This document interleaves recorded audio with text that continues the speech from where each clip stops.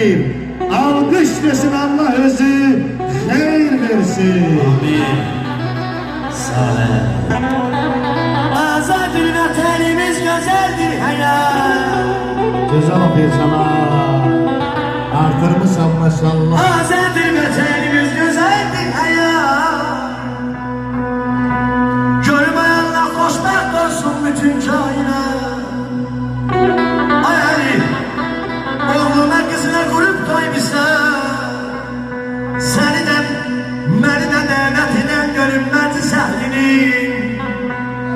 Sakin beyle öldür piyalenin. Ben sana sakin beyle doldur piyalenin.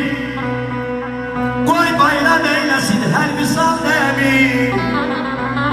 Ey bu gençlik hayvan Nurlan Bey'imizin, bugün hayvan Nurlan Bey'imizin gelerir bu vaktim evladının al gününden eliyle kamil tebrik eden görüm sizleri meclis ehli. Neyse, bilin de değil. Ezilen biz gelek, dere tepe düz gelek.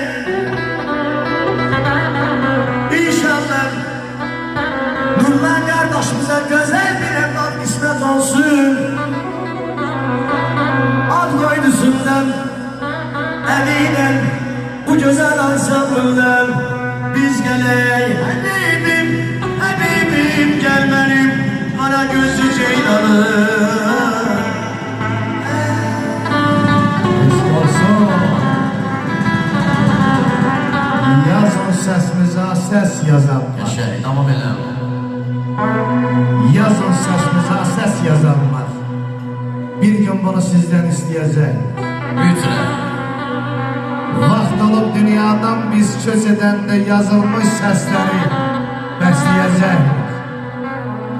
Yazın dediğimiz her bir misranı, duyun çaldığımız güzel havanı.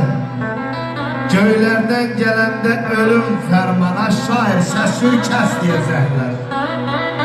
Sazın etrafında kamil can verir. Kamilin özü de saza can verir. Nazile can alır, aşık can verir. Bu eşki alemde izleyecekler. Yazın sesimize ses yazanlar. Bir gün bunu sizde isteyecekler. Beni kardeşim bir alkışlayalım. Karşıya gidelim. Eşk olsun. İsteyecekler. Allah isteyecek. Ezim aydın